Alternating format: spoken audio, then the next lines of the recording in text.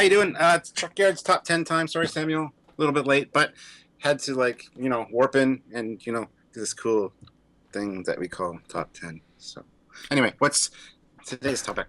I feel like you're trying to ask me secretly to do some cool visual effect there when you were coming in, some sort of flair. I'm not going to. I'm not going to because you didn't tell me about the skits. I'm not. Going to.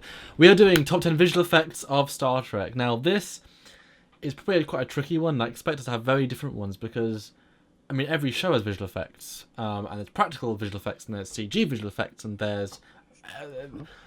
I don't. When I wrote this list, I was thinking ones that really stood out to me. But I think these are sort of thing where you just realize, oh yeah, from that episode that's a great effect, or oh from that movie that's a great effect. So I think this is sort of the ones that might change a bit. But this is our list at the moment. So I'm very intrigued what you think. The effects. Sure, go for it. All right, my number 5 effect is when Samuel stops talking. That's the best effect in Trekyards. No, just kidding. I'm just kidding, and you know it. I like poking fun at you. Poke. Anyway, number 5 for me is the disintegrations from the episode Loud as a Whisper, where the 3 helpers of the deaf guy, I can't remember his name offhand, he's got those 3 helpers that help him communicate. They get disintegrated, but you see their skin peel away, and then the muscle, and then the skeletal structure goes, and you can see their skeleton for a second. Awesome. It always stuck with me, that one. It kind of freaked me out as a kid, but I always thought it was so cool that I had no idea how they did it. So that's my number 5. And did you know which one I'm talking about? Yes. Can you picture it? Yes. It's a gruesome start to this list. Yeah. Great choice. Yeah. All right. So number 4 for me is any of the wormhole exterior and interior shots. It's I don't even know how they did the wormhole effect to begin with. Usually you can kind of get, some inkling of how they might have done it. I don't know if it's all CGI. That one is CGI at the time. Yeah, that was a CGI thing, yeah. Okay, because the interior shots are fantastic. Like the blue, the color that they used is just great. And to see it blossom and come out, and I don't know, it's just a great effect. Yeah. And we see it so often, you know what I mean? So but it's not a bad thing. It never gets old. Yeah. Exactly. Yeah. Cool.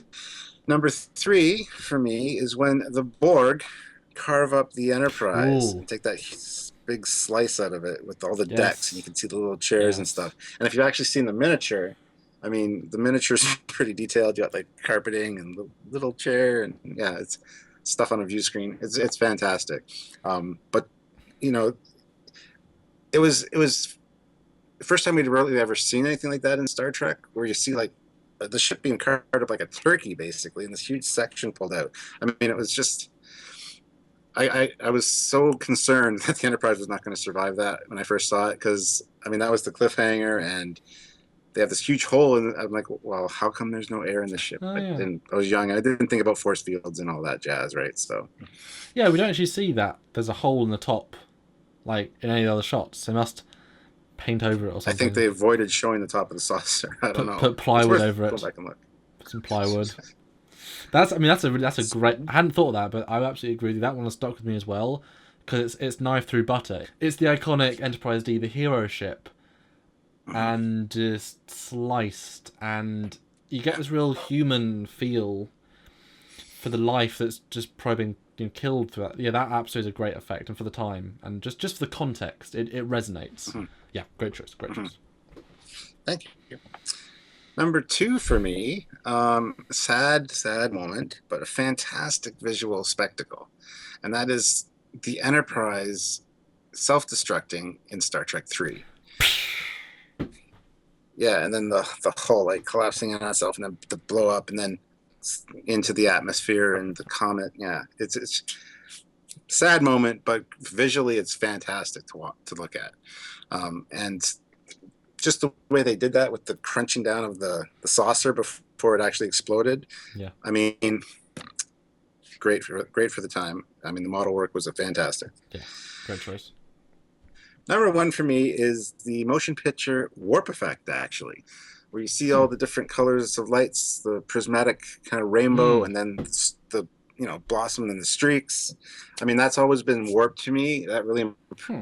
I was at the right age to see that really kind of, Hmm. when I think of warp in my head, that's what I first see. I don't see just the ship and just the streak and the blue Hmm. from the nacelles. I see the whole colors of the rainbow, because you're breaking the light barrier. It's never been done. Who knows what happens when you break the sound barrier in a jet? You hear a Yeah. loud earth-shattering boom, and you see like air disruption off the wings, right? So Yeah. who knows what happens? For me, it's a bit too 70s or 80s. It feels it feels of the. It's like Bones' medallion. That's 70s, that's for sure. You know what I mean? That is of an era. Luckily, But most of Star Trek does not feel like the era it's in. It has its own unique feel, yeah, and so that's a yeah, bit like psychedelic-y for the sake of it. Or I will agree, it's a cool effect. So yeah. you prefer that over the three streaks of, say, the Star Trek 6 and other ones, the more conventional movie Yeah. one. Okay, Yeah. sure, I just think it's way more dynamic and more big sure, screen, but that's what they were trying to do for that. yeah, And I get it. mm-hmm. And it's the first time we'd ever seen it, because TOS never had Yep, any kind of warp effect, right? yeah, absolutely. So that's why it's imprinted on my head as the warp effect. So Fair enough. there you go. Okay, cool. I'm not expecting you to do, although we have got some similarities. So I'm glad we thought sort of the same, but quite a lot different. So, awesome list. My number 5 for visual effects is the Voyager Timeless Crash. That's when the Intrepid Voyager goes into the ice. Yeah. Such a movie quality effect. I mean, wow. The ice, the ship, the damage, very well played, very well paced, sorry. The cinematography is fantastic, and all the CG done in that episode is really well done. And well done, Rob and his team. I think they even got an Emmy for that episode. So that up to the bar. And I've watched some behind the scenes, and I'll put the clip in now. They use lots of elements of real snow flying and things to make it look so real, and just that is one of the standouts from Voyager, I think. I mean, if that was done in 1080p or cinema anamorphic for a movie, that would have been a movie effect, hands down. Yeah, it's definitely on one of my favorite episodes from Trek as well too. So Yeah. there you go. My number 4 is same one for you. Is the Enterprise refit blowing up? It was a sad moment. It was a sad scene, but boy, is it incredible. The ship consuming itself in fire and losing the registry. Wow, absolutely. It still holds up today, and while we've seen other such effects in CG, the fact this was a model is so impressive. Mm-hmm. I think just gives it a real feeling, and really that resonates more with you because it's this thing, and I know how they did it with the cotton wool that was burning and all that. I mean, it's such a clever effect, and it's just incredible. Yeah, wow. My number 3. I agree. I've already talked about it. So My go number ahead. 3 Number is 3. also Sorry. we talked about is our last similarity is the wormhole exterior. A big special effect for DS9. Everything with wormhole looked really good, very real, sci-fi yet not too far out there, if you know what I mean. And the opening of the wormhole again. Remember, at the level of CG of the time, that was so well done, and certainly again like a movie effect on a TV budget. Well done, guys. And I think they got away with that because obviously it's going to be used in a lot of shots. It's a stock shot. But I mean, you can't fault that effect. And I've been watching Babylon 5, and again, while they're doing some very clever things, like that one effect beats pretty much anything in the entire Babylon 5 franchise. Just because they probably put the budget in for that single effect, it's just like, wow. I think that still holds up now. Like if you had that as a wormhole in a movie, that's a cool effect. I'd like to see it in like remastered. I think that would be fantastic to see it in HD. Yeah. My number Hint, 2. hint. Hint, hint. My number 2 is Praxis. The Praxis explosion. Such a cool effect. The shockwave to end all shockwaves. And how the Excelsior's corner is really cool. And just a fantastic effect. And for the time, even cooler. And I think that also still holds up. And while it's not necessarily one of the most iconic shots, that one always stood out to me for some reason. I think just the opening of that whole movie is just like, oh my god. Yeah. And unless I'm very much mistaken, that effect is called the Praxis effect, and it went on to influence the Star Wars Special Edition Death Star explosion. Yes, I remember that. Yeah. So Star Trek influencing Star Wars yet again there, because I had to point that out. And it is called the Praxis effect, I believe. It's great. It's a great effect. But now my number 1 is sort of a cheat, because it's not a single thing, but it's got to be said. The DS9 fleet battles. Come on, they were amazing. And while Trek isn't about war, it's nice to get one. No, Voyager was exploration, DS9 was the war. two sides of a coin, and so we got to see those things we'd never seen before. And I think for the most part they hold up today. Come on, guys, make a 1080p HD version. We really want to see that. They are so dynamic, well choreographed, and the amount of rendering time. As a 3D animator, I know that how much pain that would be, and then push back 20 years. And they look so real, they look so clever, the amount of ships. I mean, they gave you a scope and a feel of a galaxy. And they kept doing it, episode. I mean, I remember I watched an interview with somebody who said, they had another 7 we had to do for this final episode, then another 7 for that. It's like, kept turning them out. They're all so good. Wow.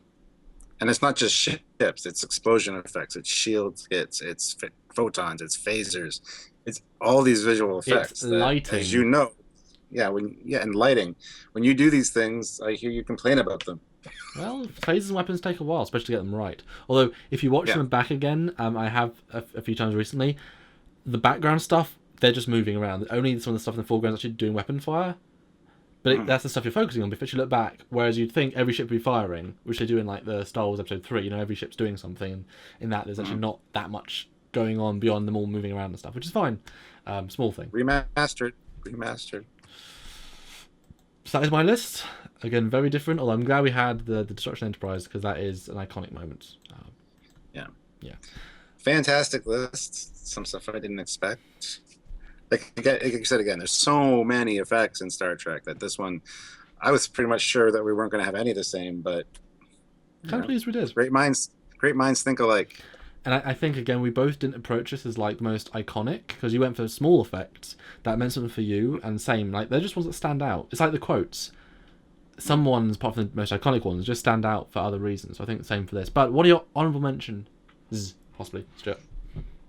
My honourable mentions is something that you might know from 2009.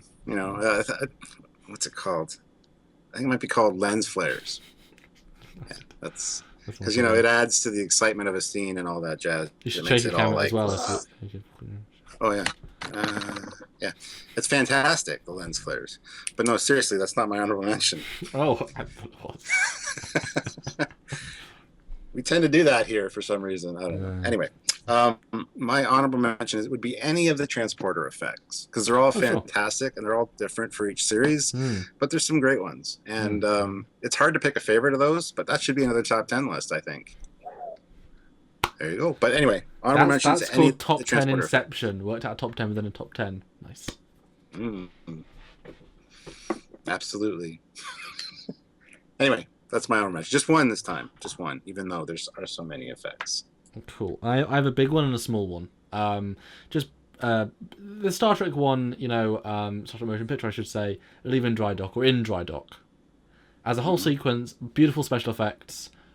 I mean, just everyone knows it. Everyone knows why. It's a long scene, sure, but it's just magnificent. That's the big one. And the small one, personally for me, I really like the Tholian from Into Mirror Darkly. I think it looked fantastic, and as we finally got to see a Tholian, like a proper Tholian, living, and it looked so good. I mean, we saw the Gorn in the same episode, or the next episode, looking kind of wonky, and I know obviously it had to do a lot more. Tholian was just sort of sitting there, but Tholian was like a 10 out of 10, Gorn was like a 6 out of 10, and it's just like, absolutely. I properly realised 3D Alien, like 8472 for the most part. That was really great to see. So yeah, that is my honourables. Very good. I like the Tholian one. That's really good. Bit of TOS love there. It was great to see them actually fleshed out, crystallined out, I guess, because we had seen them in TOS and then sort of, on the view screen, and I played them in Starfleet Battles and stuff. So it was great to see that. But anyway, I'm rambling. Anyway, yes, it wasn't just a helmet. Awesome. It was actually an entity, which is cool. So that is it for this week's top 10. Hope you guys liked our list. Let us know your favourite effects down below. I know we literally missed tens of thousands, because there's so many episodes, so many effects. I mean, every phaser blast, every disintegration, every hundreds of thousands. So let us know your top 600. Let us know your top 600 in the comments below, and then we'll read them all. I'm not going to read them all. But tune in next week for another Trekyards Top 10 or any of our other shows on a weekly basis. This is Commander Cockings, as always. And Captain Foley. And we'll see you next time, guys. Bye. Bye. It's okay. It's an alternate universe reality.